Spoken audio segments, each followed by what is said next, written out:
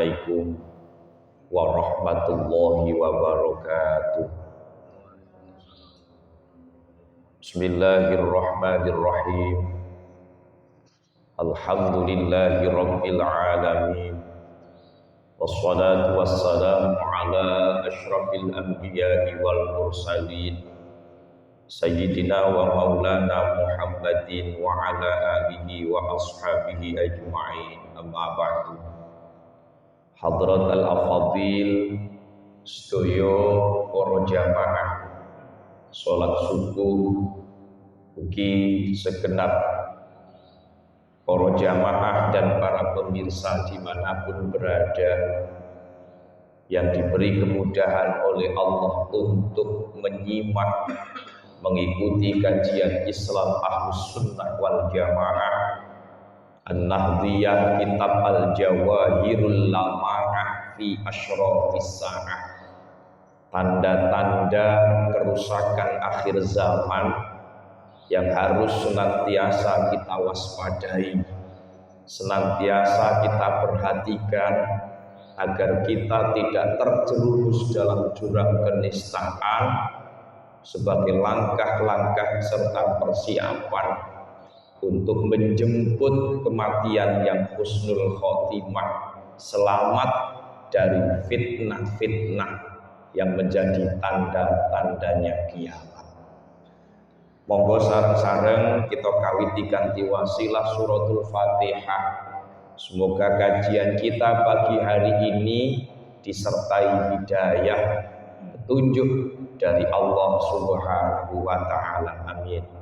Ala hadhihi niyyah wa ala kulli niyatin shalihah bi jahi Muhammadir Rasulillah wa bi barakati musannifi hadzal kitab Mbah Misbah al-Mustafa. Al-Fatihah. Bismillahirrahmanirrahim. Alhamdulillahirabbil alamin arrahmanir rahim maliki yaumiddin. Iyyaka na'budu wa iyyaka nasta'in ihdinas siratal mustaqim siratal ladzina an'amta 'alaihim ghairil maghdubi 'alaihim waladdallin. Kajian kita pagi hari ini memasuki hadis yang membicarakan tentang kemasjidan. Tanda-tandanya kiamat adalah banyaknya manusia yang berlomba-lomba membangun masjid. Bismillahirrahmanirrahim. Min asyratis saati iku tetep setengah saking tondo-tondone kiamat. Ayyatabaha utawi yen to agul-agulan sapa annasu para manungsa fil masjidi ing dalem perkara ambangun masjid. Nun berarti hadis niki riwayat Imam An-Nasa'i. An-Anasin hadis saking jalur Anas bin Malik. Sotha singkatane hadis ini sahih. Hadisnya sahih. Sebagian dari tanda-tanda dekatnya hari kiamat yaitu banyaknya umat Islam unggul-unggulan, agul-agulan, berlomba-lomba di dalam pembangunan masjid. Masjidnya dipaesi, dihiasi, dan hari ini dengan mata kepala sendiri kita menyaksikannya. Gelek masjid elek niku sakniki pun angel. Nek tahun 80, 85, 90 niku sik kathah masjid elek, gelek masjid api angel. Sakniki sampun kebalikannya. golek masjid elek niku angel. Sedaya umat Islam royoan api-apian masjid. Apakah tidak boleh? Niki pertanyaannya. Menghiasi masjid itu boleh asal tidak berlebihan. Kalau sudah berlebihan minimal makruh dan statusnya bisa menjadi haram jika sudah di luar kebutuhan. Sudah di luar kebutuhan, pokoknya intinya gengsi-gengsian itu akan menjadi haram. Jadi kula kali panjenengan monggo jangan sampai keinginan kita untuk membangun masjid, memperindah masjid, kemudian keluar dari jalurnya, keluar dari niat awal. Tujuannya wis beda, kepingin bersaing dengan masjid-masjid sekitar hanya gara-gara gengsi. Niki naudzubillah min dzalik. Jadi sakniki niku kathah umat Islam yang bangun masjid hanya gara-gara isin tanggane wis apik-apik kene elek dhewe. Leres mboten? Kathah sing ngoten niku mbon kathah. Nggih. Tapi yo aja terus dikepiawiyah, digeneralisir. Masjid apik tapi kegiatane gak ono ae. Apik masjide tapi sepi jamaah. Sing dilekno ya gak trimo iki mangane kon masjide wis elek jamaah gak ono pisan. Apa gak tambah nemen. Jadi ya kita tidak bisa menghindar nih, karena ini memang sudah tanda-tandanya kiamat. Tapi paling tidak ayo diimbangi, ojo membangun fisik tok, tapi gak membangun jamaah. Ini nggih keliru, Pak. Tenggene kitab syair tondo-tondo kiamat. Sami sing nyusun Yai Misbah Mustafa. Niki beliau membuat syair, membuat syairan. Di antara bait-bait syair niku unine ngeten. Ing masjide padha banter suarane. Oh niki teng dhuwur niki. Pengimaman dipaesi kaya nganten, akeh anak zina ngombe omben-omben. Ing masjide padha banter suarane, kitab Quran amreh ilang kemulyane. Terus beliau ngaten, zaman akhir akeh pengimaman dipaesi kaya nganten. Pengimaman itu ngene Pak. Niki lho, ngene pengimaman. Niku sakniki banyak yang dihiasi seperti menghiasi kuade panggonan lungguhe kemanten. Nggih. Niku pun kuwatah. Hanya maesi tok. Tapi jamaah limang waktu bolong-bolong. Niki pun disindir kali Mbah Misbah niku sampun disindir. Sampai ndamel pengimaman tok niku ana sing sampai entek sak M, enten sing setengah M, ana sing bangun menara tok iki, menara tok lho. Njaba, ya gak patek fungsi ya. Bangun menara tok niku minim 300 juta. Dadi gawe opo ae kaya ngono ae, ngoten. Nggih, ana sing bangun menara tok ku sampai sak M.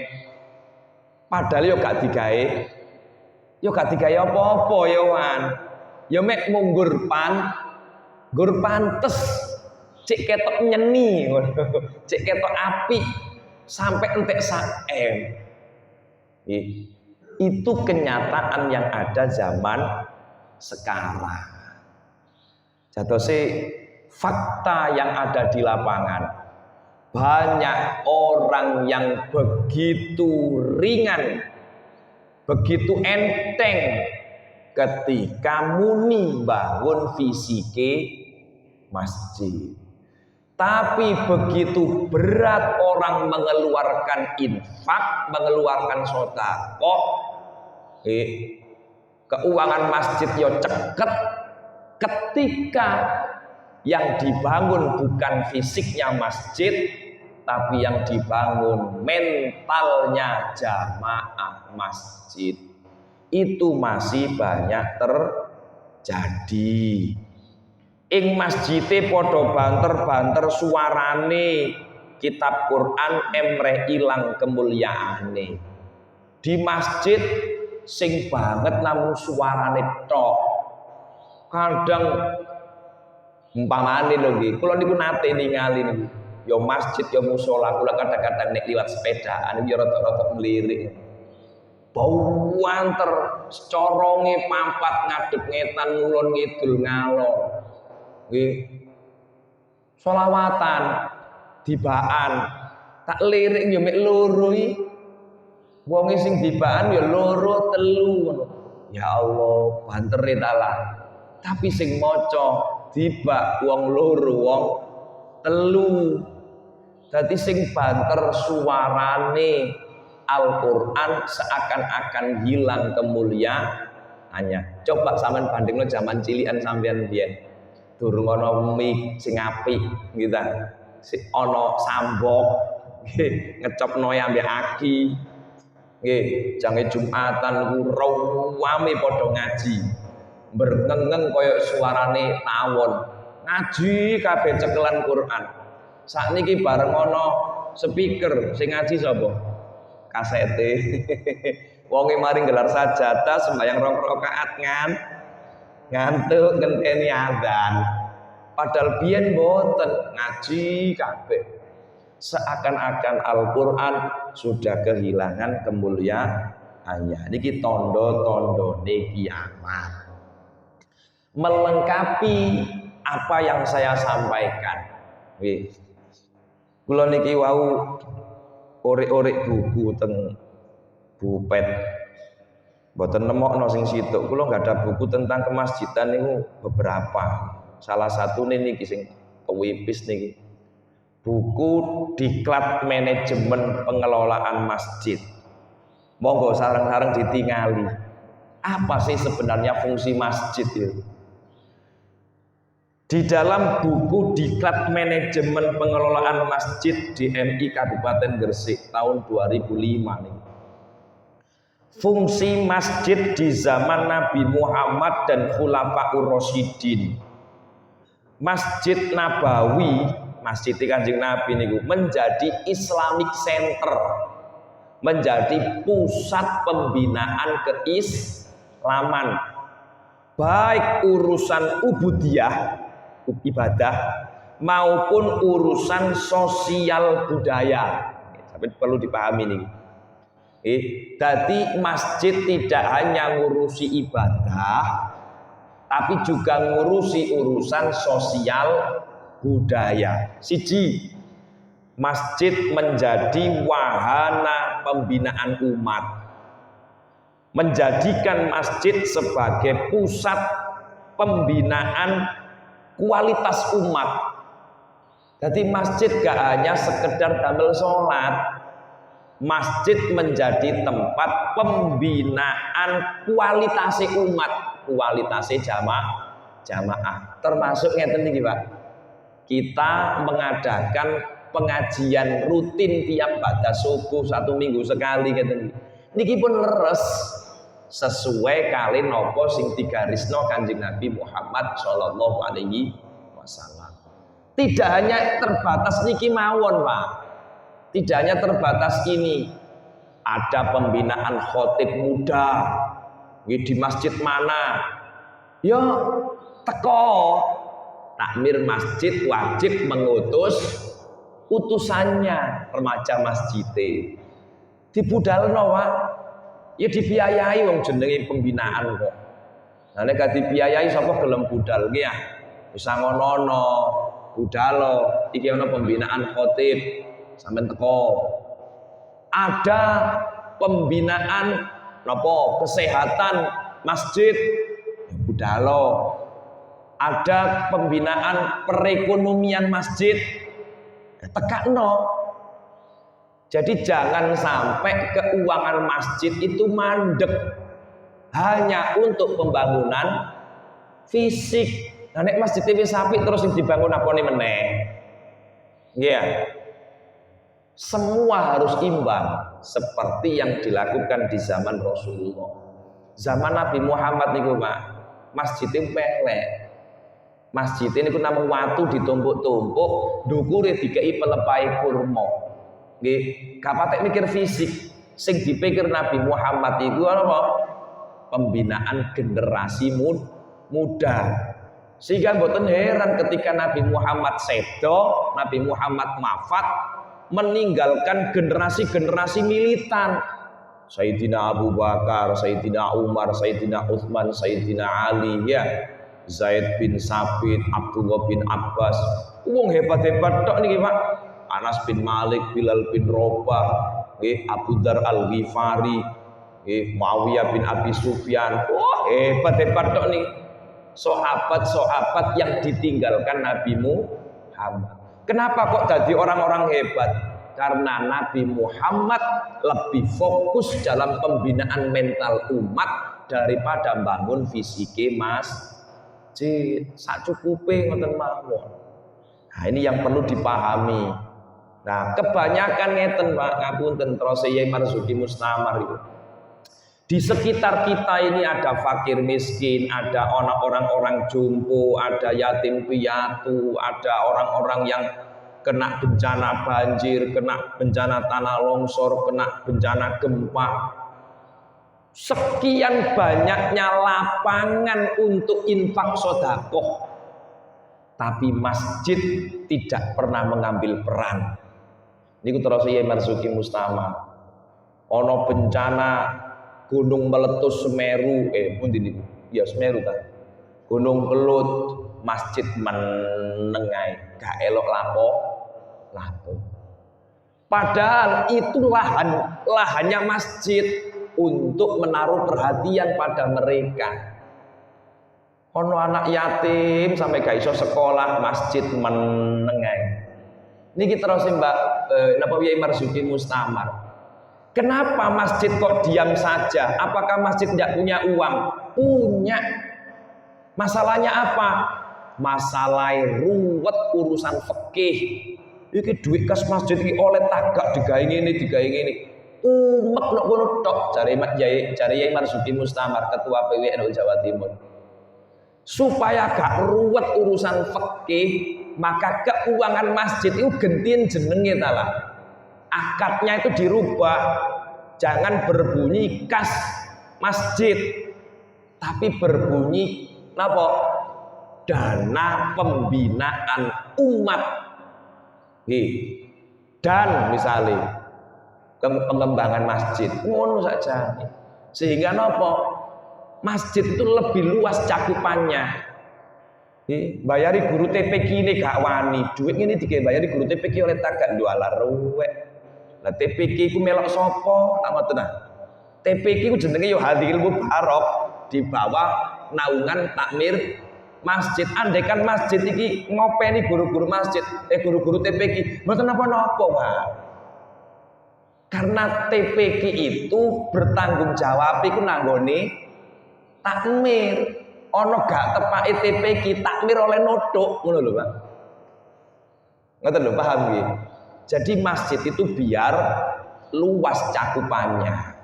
Nah, ini yang kadang-kadang napa nggih? Kadang-kadang takmir lawas itu sik pengku. Sik alot, sik angel kandhanane. Itu Yai Marzuki, Habib Lutfi bin Yahya Pekalongan niku. Sami dawuhe nggih sami. Nggih. supaya dana masjid itu lebih maslahat, lebih manfaat untuk umat. Akadnya itu dirubah, dana pembinaan umat dan kemaslahatan masjid, jamaah masjid misalnya. Supaya napa? Supaya kabeh niku nderek merasakan. Sakniki wis ana UPZ unit napa niku? Pelaksana zakat napa niku? Pengumpul zakat UPZ niku. Harusnya lewat itu bisa diberdayakan, nyantuni anak yatim, fakir miskin, tidak hanya setahun sekali, tapi bisa sebulan sekali. Nah, itu peningkatan. Abot Ustadz, iya abot, kabeh percaya nek abot. Tapi pelan-pelan monggo sareng-sareng berubah. Dan saya sudah merasakan di Masjid Hadil Mubarak niki pun banyak perubahan, tapi masih perlu banyak peningkatan. Fungsi masjid yang kedua, menjadikan masjid tempat berhimpun untuk melaksanakan ibadah, terutama sholat. Ibadah napa mawon oleh Pak, kula jange ngadakno sholawatan kali kanca-kanca lari-lari nang teng mriki. Monggo, aja ditolak. Pak, niki kanca-kanca kepengin kaderoan Pak Ishari teng mriki. Monggo. Enggak ada masalah. Ibadah apapun boleh. Yang tidak boleh itu maksiat. Ibadah napa mawon, terutama sholat. Boleh. Menjadikan masjid tempat pembinaan rasa persatuan dan ikatan persaudaraan. Harus masjid itu tempat mengumpulkan jamaah, dijak sing rukun, dijak sing kompak. Ya itu contohnya istighosah rutin tiap bulan, terus ngundang kiai, ngundang ustaz. Leres. Menjadikan masjid sebagai sentra perwujudan keadilan sosial. Tempat musyawarah. Nah, mungkin dahulu kan enten rapat musyawarah tentang Idul Kurban. Pun bener tak niku Pak. Tempat Nabi Muhammad menerima utusan kabilah-kabilah, tempat menerima tamu. Mbok menawa ana tamu kunjungan, arahkan di masjid. Tempat menyelesaikan masalah peradilan, sampai jadi tempat pengadilan barang. Tempat baitul mal, kas negara untuk membiayai segala sesuatu yang menyangkut kesejahteraan sosial. Kula baleni maneh sing terakhir. Masjid menjadi tempat baitul mal, yaitu kas negara untuk membiayai segala sesuatu yang menyangkut kesejahteraan sosial. Umum Pak, nggih, ana bencana banjir misalnya, cermen umpamane, masjid itu ikut andil, boleh. Gak ada yang gak boleh. Gunung Semeru meledos, banyak korbannya. Masjid Hadil Mubarak misalnya tampil ikut infak, boleh. Gak boleh itu kan karena ini wow, saking cupetin nalar, saking pendeknya pemikiran, wedi karepe dhewe dalam urusan fikih. Itu yang perlu kita pahami. Saya rasa cukup, mun molor 5 menit. Semoga kajian pagi hari ini betul-betul menjadi pelajaran bagi kita. Jangan hanya sibuk menghiasi fisik masjid, tetapi lupa pembangunan mental jamaah masjid. Muga-muga selamat dunia akhirat. Al-Fatihah.